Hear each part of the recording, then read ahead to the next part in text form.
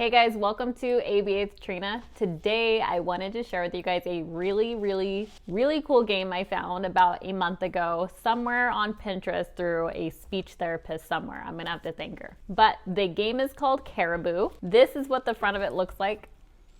If you ever see it somewhere, I highly suggest picking it up. So they don't make the game anymore. So if you find it, it's going to be at Facebook Marketplace or OfferUp or Craigslist or eBay, or you might even get lucky and find it at a thrift store. But if you ever do find this game, I highly encourage you to get it. I got mine for $35 on Facebook Marketplace, but I've been seeing people charge 50 to 90 bucks for the complete game. So if you can get it at a good price, definitely do it. But the reason why I wanted to show you guys this game is because it kind of hits my checklist of everything I'm looking for in a toy or game. First off, you can use it many different ways, which is what I'm always looking for. I don't want something that you just use one way and it's kind of one-dimensional and it's eventually gets boring and then I have to find something else. This game, you can really change it up and do your own thing with it, and you can really customize it to your kiddo and what you want to work on. And secondly, it's just fun. You'll see in a second, but it's a really fun game. I think kids and adults will enjoy it. And the third thing is that you can use it with many different ages. You just would have to kind of tweak it depending on what age group you're working with and what level they are at. All right, so let me just show you the game now. All right, guys, so this is Caribou. I'm gonna show you really quick the rules for the original game, and then I'll show you ways you can customize it and personalize it for your kiddo. So the original game is pretty cool. There's a basic side and an advanced side. So this is the basic side right here, and it has a kind of tan background, so that way you can tell the difference. And then the advanced side is white.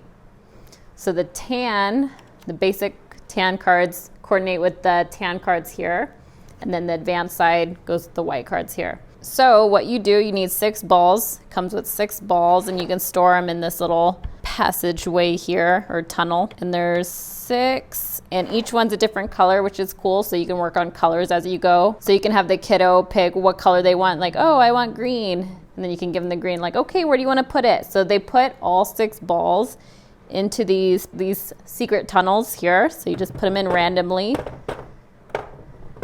and they're going to go randomly under one of the squares here. And I haven't noticed them to ever go to the same spot over and over again, so it is pretty random, which is cool. So what you do for the basic sides, you're gonna have these cards here. You can use all 4 categories, so numbers, colors, letters, and shapes all together if you want, or you can reduce it down and work on even just 1 or 2. So what you do is you grab a card and you tell the kiddo, like, okay, find something yellow, and they can choose yellow butterflies, yellow books, yellow acorns, yellow camel, whatever. And then once they pick the one that they want to open, they can take the magic key, and then they can go and put the key into the little hole here and then push it to see if there's a ball there. So that one doesn't have a ball. Let's try again. Well, that one doesn't either. So you tell them, like, oh, we gotta keep looking, no ball. So you can do the same thing with the letters, like, oh, find something that starts with B. So they can choose balloons or buses. So let's see if there's a ball under here. So there's one here. So once they find a ball, they put it in the tunnel here. And once they find all 6, the treasure chest is going to open slow and epic, which is kind of cool. So I do like the original game. I think they made it well. There's a lot you can do with it. So obviously you can work on tacting with colors, letters, shapes. You can work on counting. You can work on sight words. You can work on turn taking. You can work on the kiddo saying my turn, your turn. You can work on them requesting. They can say, I want butterfly, or they can say, I want the key. There's just so much you can do. And then for the advanced side, so they'll have these 2 here. So they can either do something that has 3 in it, or they can do the color. So they can do 3 or they can do green. And then for the letter cards, so they can either find something that's has the capital N or the lowercase n.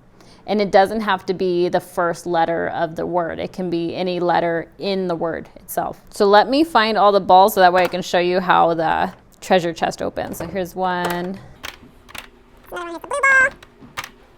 The pink ball. And I would maximize every opportunity to just engage with your kiddo and keep it fun and keep them talking with you. So you can say, oh, which ball did we find? The pink ball, that's right. You can put it in.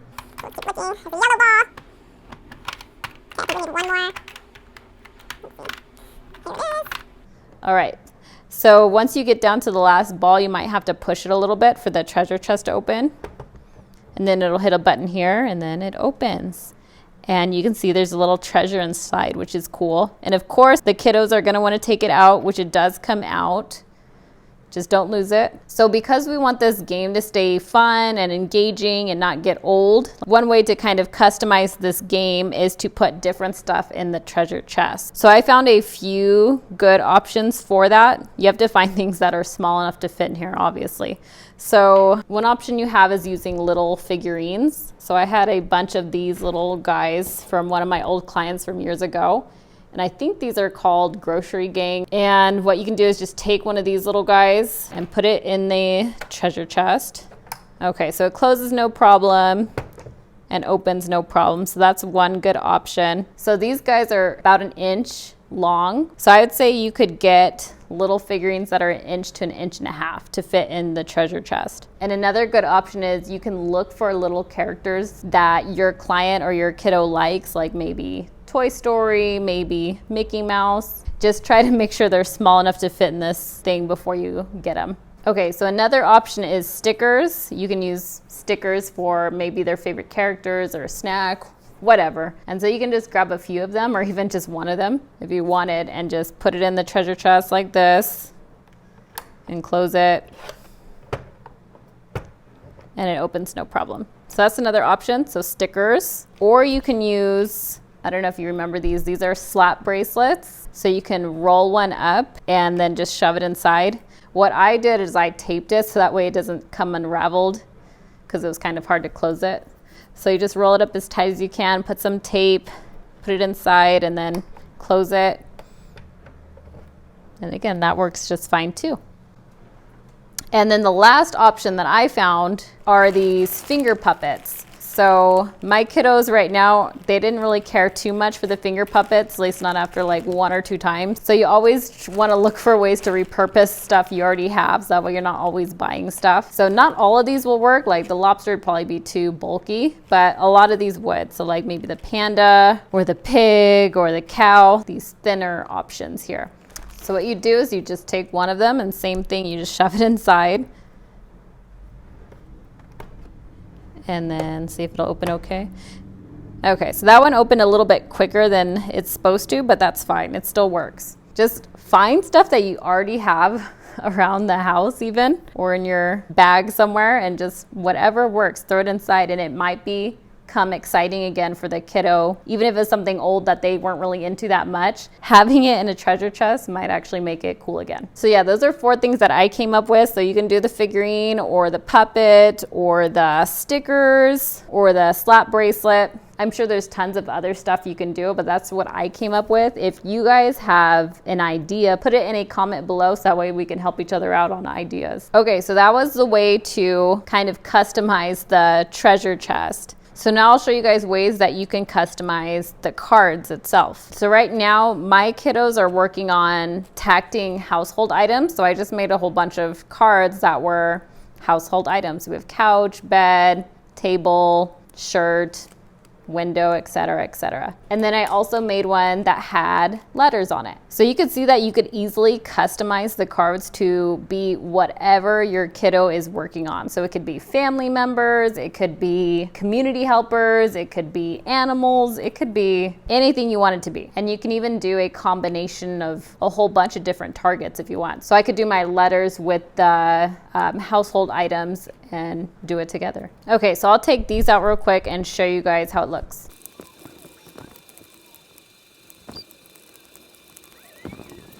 So how I've been approaching this with my little ones is just asking them, which one do you want to open?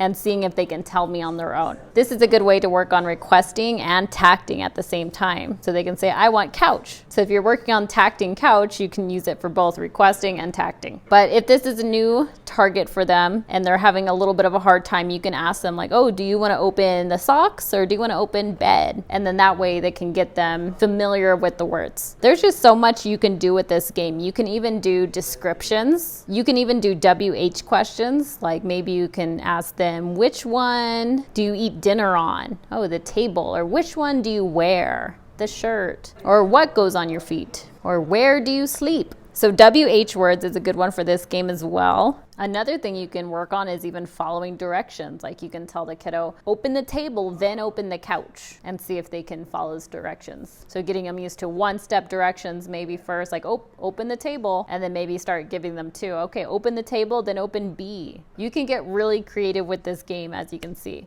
But all right, guys, I think that's all I wanted to share. I hope you guys maybe find this game somewhere and try it out. Like I said, I got this on Facebook Marketplace and it was $35. You can also look on OfferUp or Craigslist or eBay. Some people are charging a lot. I've seen the complete game go for up to 90 bucks. So just keep your eyes peeled for a sale or a discount somewhere or even a thrift store that might have it and you might get lucky. I think I got really lucky on this one because I got it for $35, which I think is pretty good. Because even brand new, I would pay at least $35 for this game, if not more, because this is a really awesome game. So anyways, guys, if you have a idea for a future video, let me know in a comment below, and I will see you guys in the next video.